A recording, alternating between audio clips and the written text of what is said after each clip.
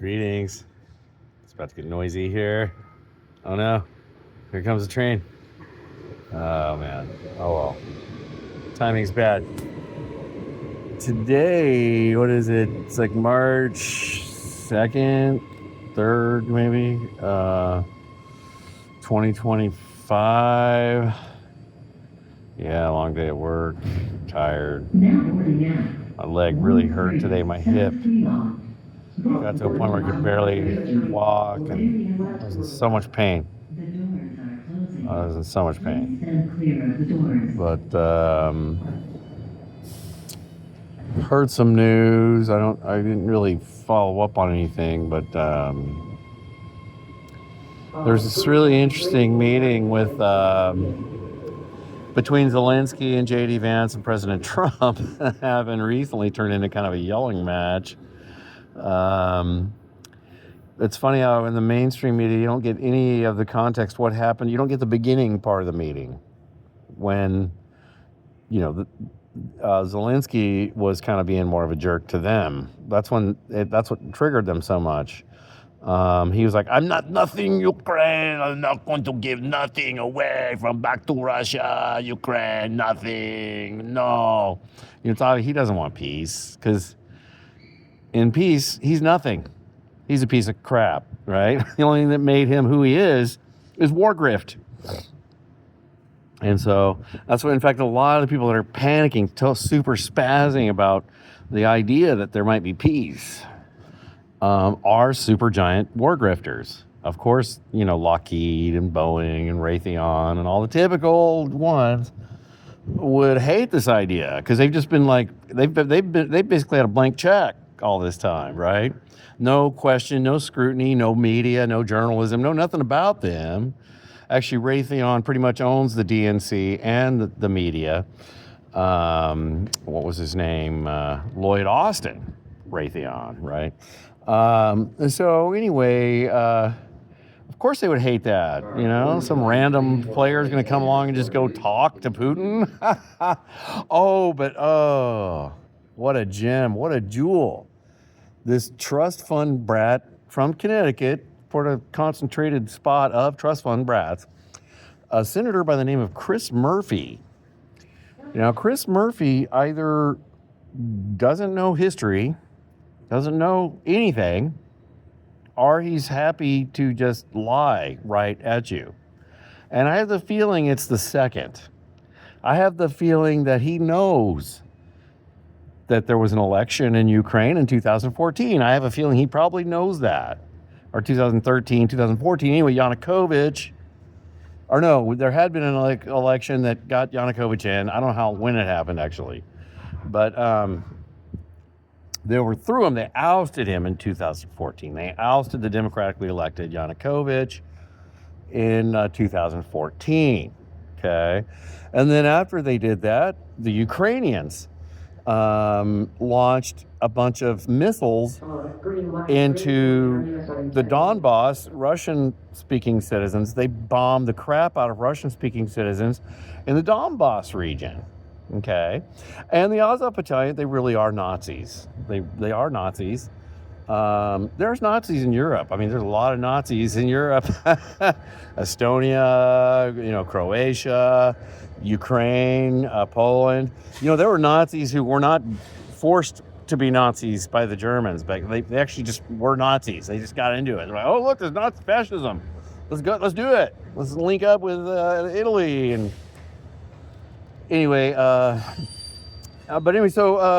Nazis, the Azov Battalion, Zensky, of course, so he's Jewish, okay? So, oh, gosh darn it, you can't call a Jewish a Nazi. Can't do that, but actually, yeah, you can, if they act like it.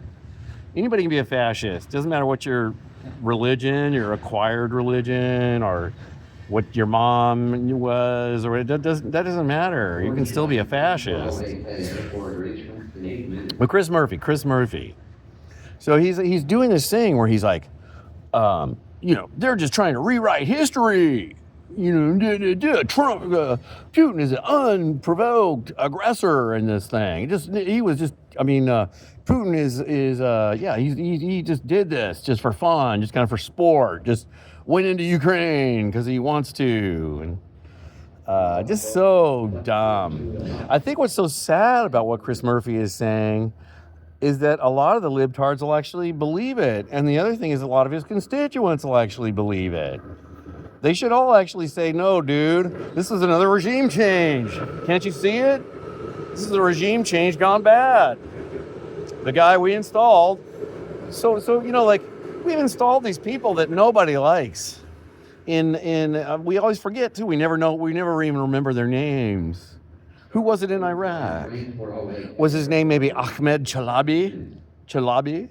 Who did we install in Afghanistan?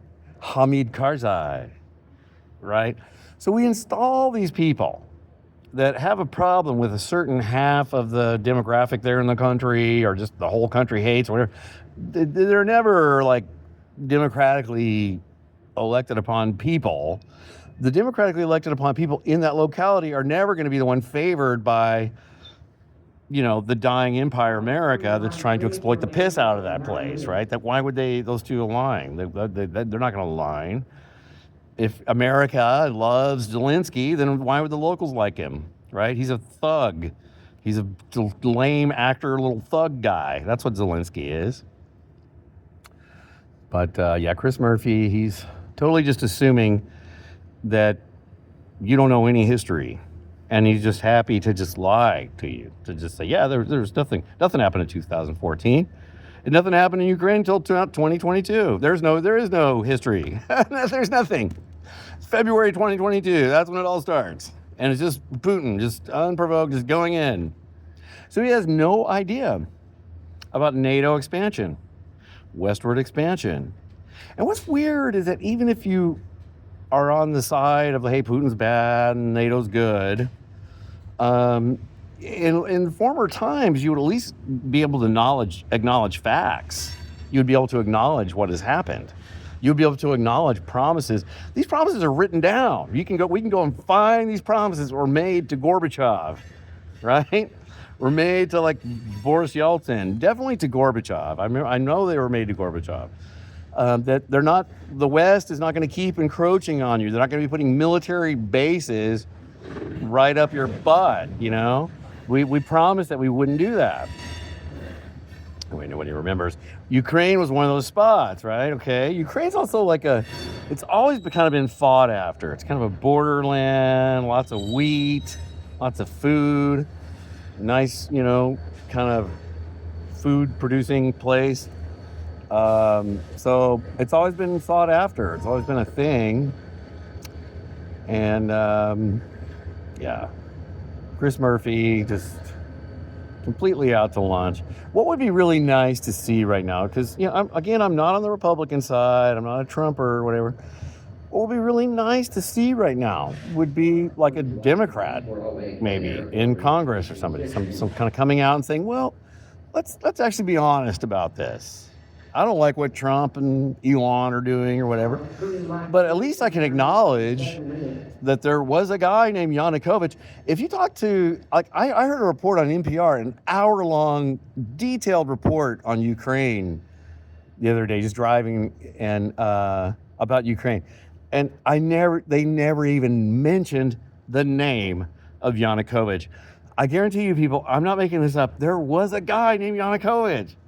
I don't think he was all that great of a guy either. That's another thing. I think he's probably some kind of weirdo oligarch. I don't know much about him. I think he made some mistakes. I think there was things I didn't like about Yanukovych before, 2014, right? But the fact is he was a democratically elected guy, and they ousted his butt. The Color Revolution. They brought in Zensky, the Azov Battalion. They started immediately torturing, murdering, killing Russian-speaking citizens. They cut off the water to Crimea through this river. They would take Russian men and tape them to telephone poles naked, and then abuse them publicly. I mean, they were brutal. So, but no one wants to remember that. And then we're giving money. Those are the people we're giving money to right now. The people that taped Russian citizens to polls and then mutilated their genitals in public. Those are the people we're giving money to, right?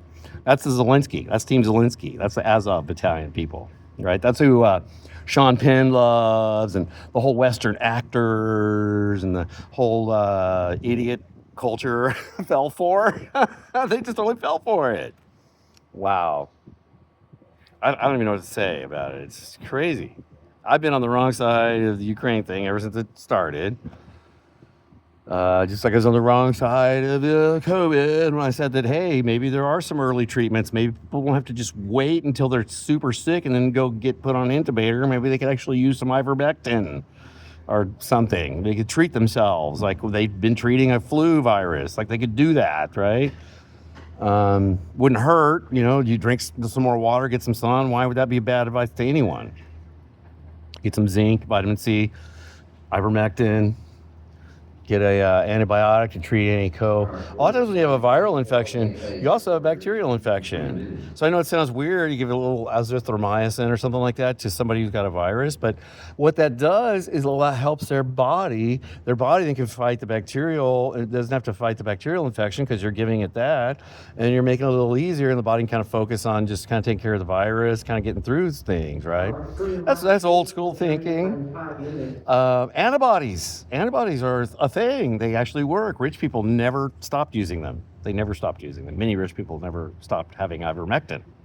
They have it. They had it the whole time. But that's the other thing people are never going to acknowledge or get: the class nature of COVID. What you experienced if you were poor or working class, what you were told, things that you had to do, restrictions that were placed on you. And then, of course, if you're Gavin Newsom, you go to the French Laundry. You don't care. You've had a shot of antibodies. You've had antibody testing. You know when you had COVID. You know exactly. It's not a mystery for you. And for the plebes, they're giving this PCR test, and everybody's nobody knows anything.